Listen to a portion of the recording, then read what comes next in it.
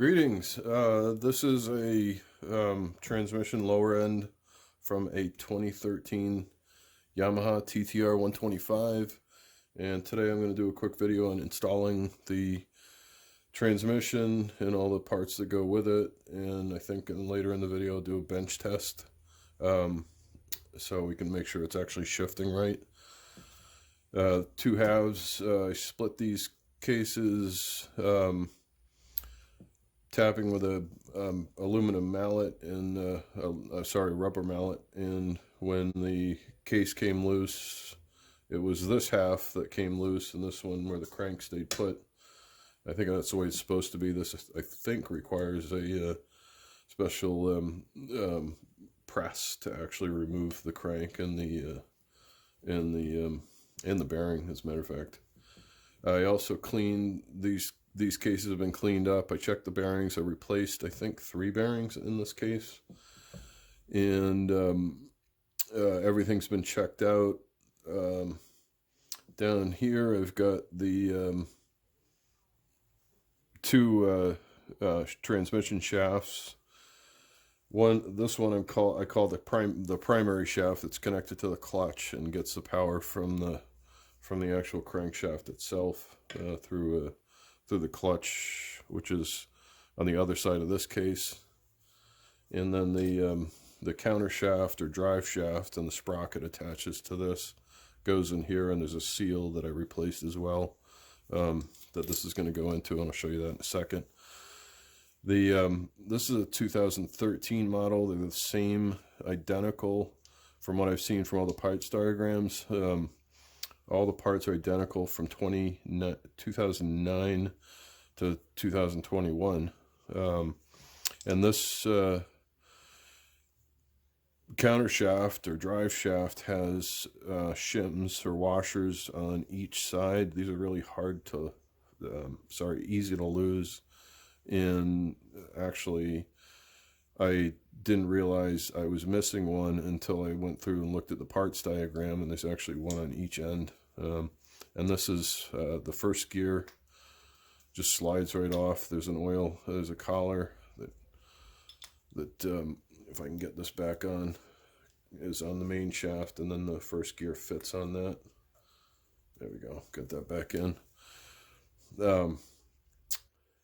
And let's see, first thing we'll do, and I'll explain a little bit more about this as I go through. As I said, this came off when I took the shaft, when I took the case apart. This came off this way, and the crankshaft stayed in the left side of the case, which is also the side holds the flywheel and the stator for the spark, and this side has the clutch goes on here. That's the crankshaft, and then the counter shaft or drive shaft goes in there.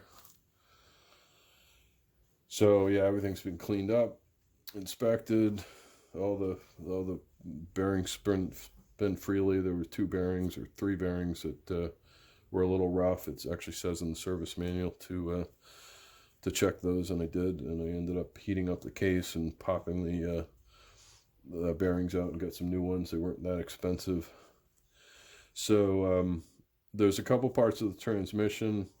This is really kind of part of the crankshaft. This is the crank balancer. It spins around when the crankshaft spins around and the piston goes up and down and reduces vibrations.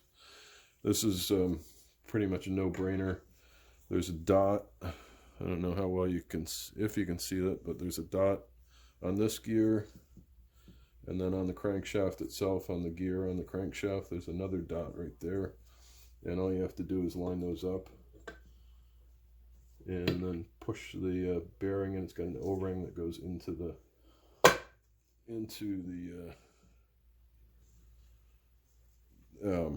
bearing on the left side of the case. And so you can see that weight spins around. So that's easy. This is a little bit more complicated, and then we'll get into the shift forks, and then the shift cam, and I'll show you the neutral switch, and a couple other things here and there. One thing to note is that in this you've got a push rod that actuates the clutch, and that's in this the primary shaft, and it's a hollow rod, goes all the way through, and the clutch actually goes onto here, and the push rod pushes against the clutch. There's a ball bearing that goes in there, and the little shaft that connects to the clutch, the outer clutch plate. And what this where this goes is actually in this hole in here, and at the end of the shaft, which is actuated by pulling the clutch lever, this thing right here. There's a lever at the end of that shaft, and if you can probably see the shaft moving up and down as I do that, that's actually what pushes on the outer clutch plate and allows it to open up, and the clutch plates to spin. And then when you release it, the springs on the clutch push the whole thing back together and lock it, and that's when it's in drive and transfers power from the crankshaft to the primary shaft, and then to the counter shaft, the drive shaft. So one thing you want to do is make sure that this is in the counter shaft, and I'm chuckling because I put an entire transmission together and forgot to put this in. I actually thought I could put it in this way, but it doesn't go in that way. That's where the clutch goes. So you need to put this in and install it with the gears. And there's a little dot on the end of this, which implies to me that there was the ball bearing resting against it, which would be on this end. So I'm going to put it back the way it was. So to install the transmission, you got to make sure the gears and these two shafts, you got to make sure that you got everything on there. Again, the two washers, these are spacers, not really thrust washers, they're more spacers, I think, to keep the shifting a little bit more, the movement of the gears a little bit more precise. There's a lot less movement with those shims, washers, whatever you want to call them. So I am going to mesh these gears together. You can see they're pretty much lined up, and kind of with a whole bunch of fingers. If you're missing a bunch of fingers, this might be hard. And I've already dropped one of the gears in there. Let's see if I can get this in. And I think it's a miracle I got that on the first try. Usually that takes a couple tries. The other thing you might notice is I got these wooden blocks up here. That's so the shaft, I can kind of rest the thing on the bench without pushing against the crankshaft. Makes it a little bit easier. So yeah, this looks good. I won't turn all the way because some of it turns back and forth. Some of the gears are meshed and they're different ratios, so it only goes so far before they start to bind. So I'll put this back and show you kind of the way. I'll try to explain how this works in simple terms. I'm going to move the camera here a little bit. So these shift forks, which go inside, really show you the side view of this, but the shift fork goes in these grooves in the gears, and it moves the gears one way or another. There's actually 3 total of these forks, 2 that go on the drive shaft and 1 on the primary. And then the shift cam, and I'll pull this out. I should show you to make sure I could put this thing back correctly. I actually numbered this. This is the page number and then the step number in the service manual. So I can actually put notes in my service manual. I got cheat notes and cliff notes and all sorts of things. So I know I get everything back together again. As I take it apart, I take notes, and usually it's actually in the order of installation order is the reverse order of removal. So there's a bump here. This goes this way. This goes out onto the right side of the case. And so I'll take the shaft here. I'll quickly explain this. There's this bump right here. And you can probably see this little brass nib right here. It's actually spring loaded. That's the neutral switch. And when that nib, so I can spin this, see it stops. When that nib hits the neutral switch, it pushes it, and it tells the bike that it's in neutral. There's just a on-off switch or open-close switch. And when you hit that, you know the drum is in neutral. So right there, you can actually feel it if you spin this around. So it spins and then it hits that again. And that's where that that little nib is hitting the neutral switch. So that's a handy little tip as you're putting this together. I like to actually put the forks in when it's in the neutral position if I can. It takes a little bit of wiggling here and there.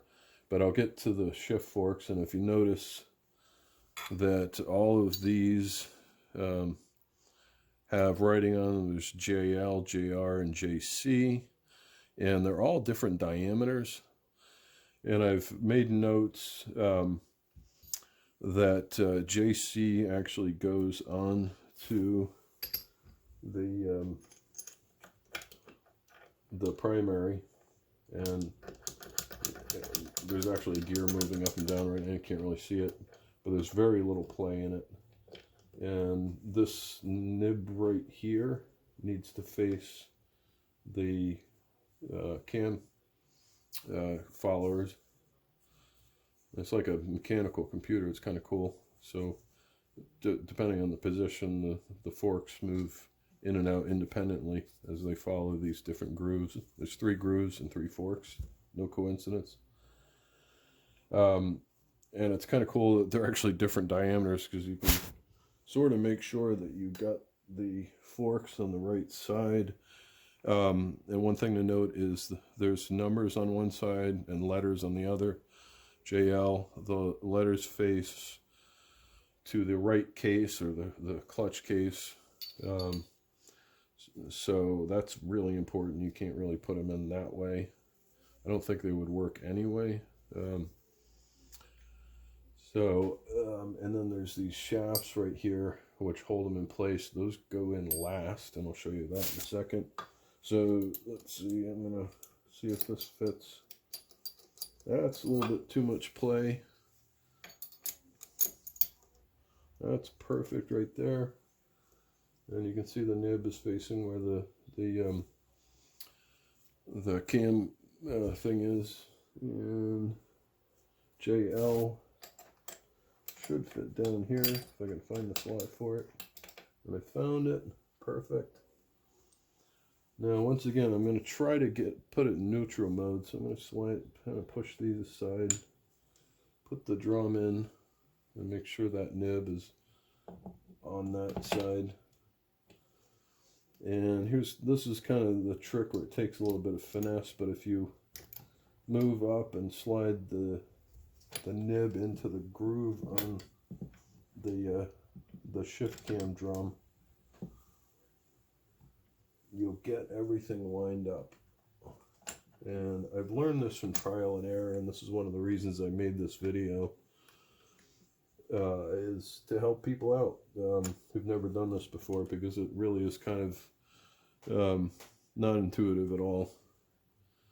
So now I've gotten those in, and the next step, and it's actually when you're disassembling, the first thing you want to do is take these rods out. And the last thing you want to do when you're assembling is put the rods back in. There's a long one and a short one. And for the life of me, I can't remember which goes in which.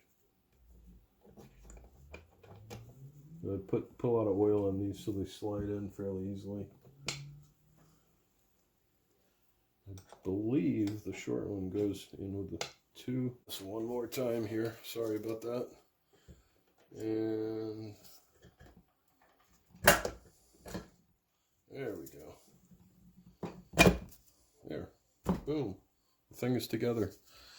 So I'll show you how I apply the gasket sealer, and then I'm going to do a bench test by installing the shifter. And I actually bought a cheap shifter that I can just put on the shifter shaft and attach a drill to this, and so that'll be in a moment. So I'll be right back. Thanks for watching so far. So here we are, ready to do a bench test of the transmission.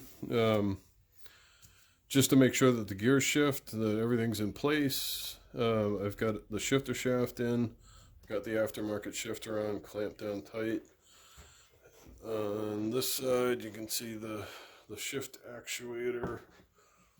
This actually, so here's the shaft.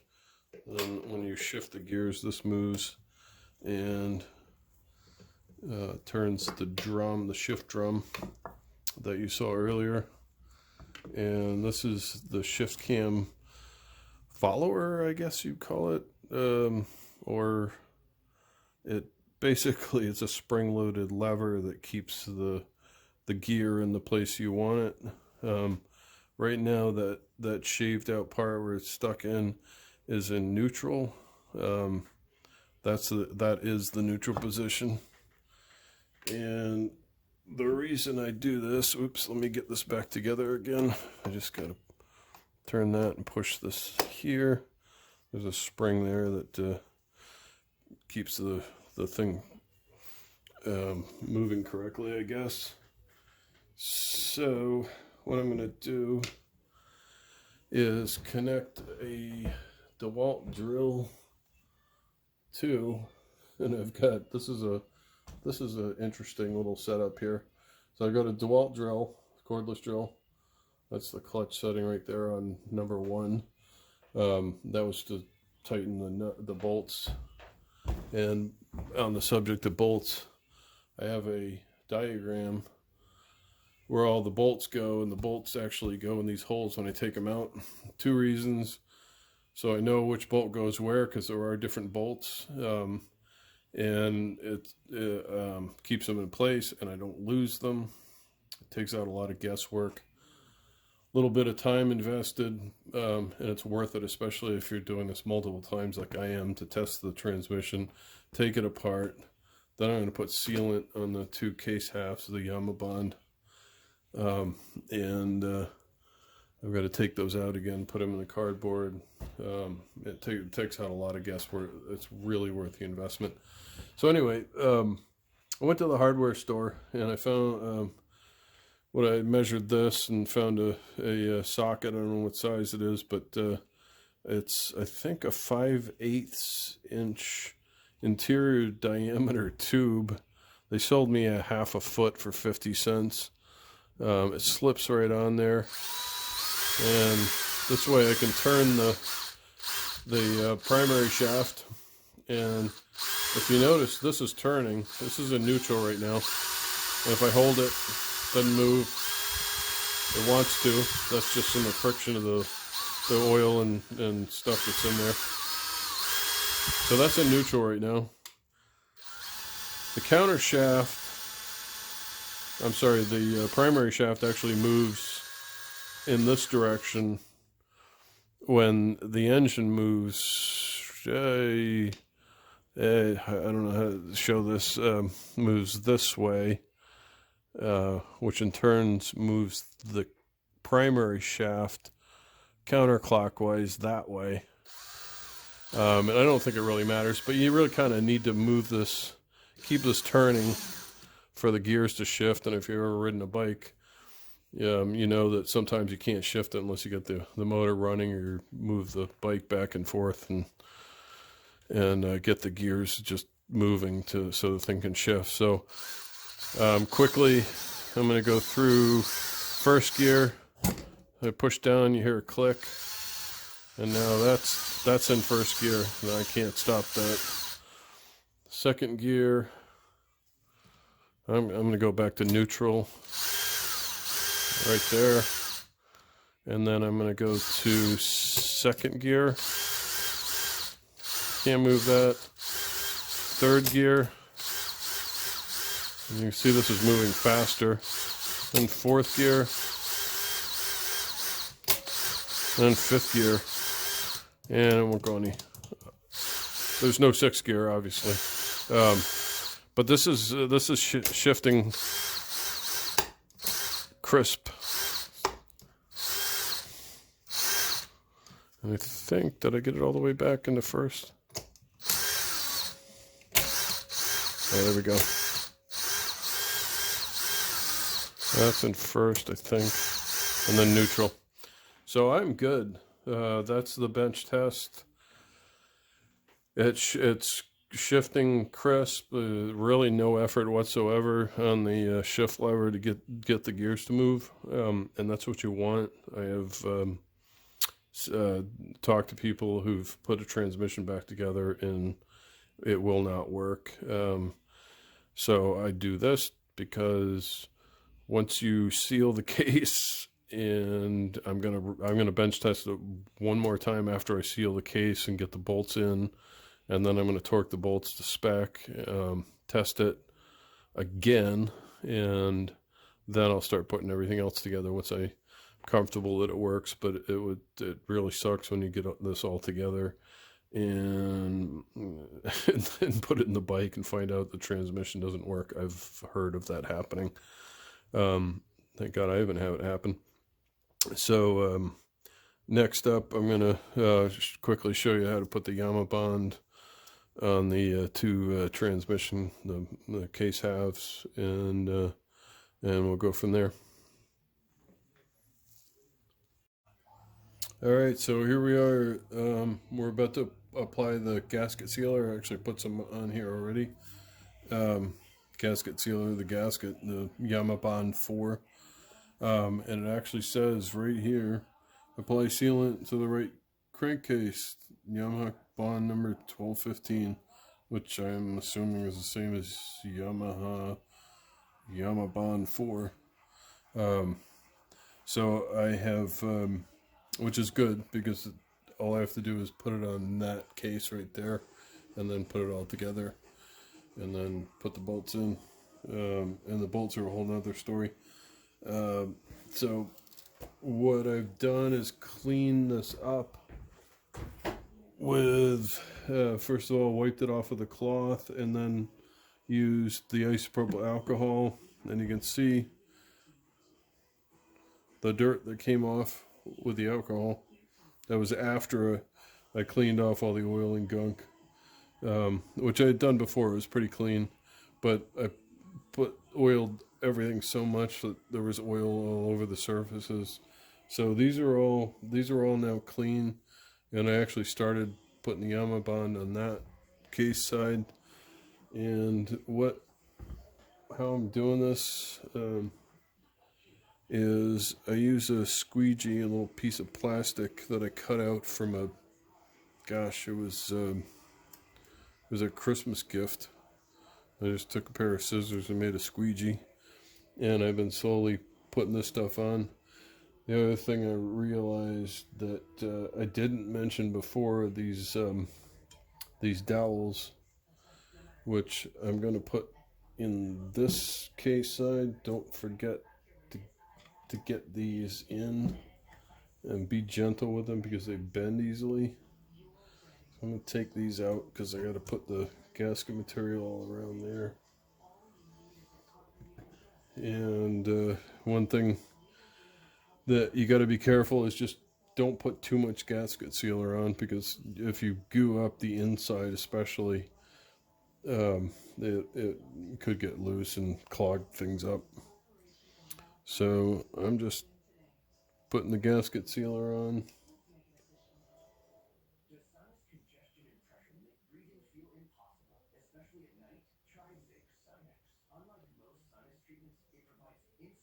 Making sure it covers all the areas. There's a picture in the service manual that shows all the areas that you should seal, which are all the very clean areas you see. So I'm just going to keep doing this. I'll speed this up so you don't have to watch all of it in painful detail.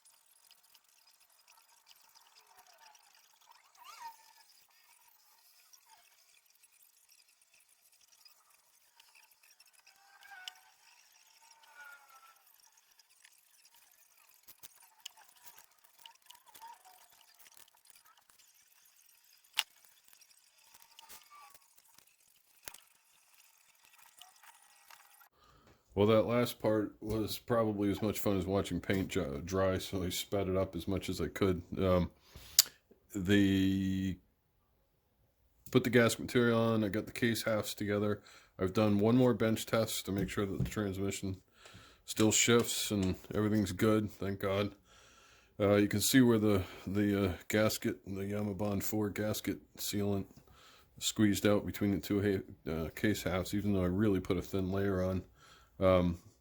You can even see it on the edges here. I actually peeled that off, and I've started to peel this off. I'm going to clean the rest of it. Before I did that, I put the case bolts in using my my handy cheat board to where the bolts go on each side of the case. There's only two on the clutch side that are here, and I just hand torque those. Now I'm going to torque those down to spec, and according to the service manual, this is page 4-77, and these show all the bolts that go on both sides. I think I need a new glove. And then the torque spec for these is 7.2 foot-pounds. So I'll do that, and then you put on the end of each one, it's not Loctite, but you put some of the Yamaha about 1/2 inch on the end of the bolt, and I noticed that when I took them out. There was some on there. I don't know why they do that, but I'm going to do it. I'm sure it keeps them in place. I would surprised I don't use Loctite. And then the spec was 7.2 foot-pounds. This is a Harbor Freight special torque wrench. It's a click type, and I did a quick calculation. 7.2 times 12 gives you, I think it was 86 inch-pounds.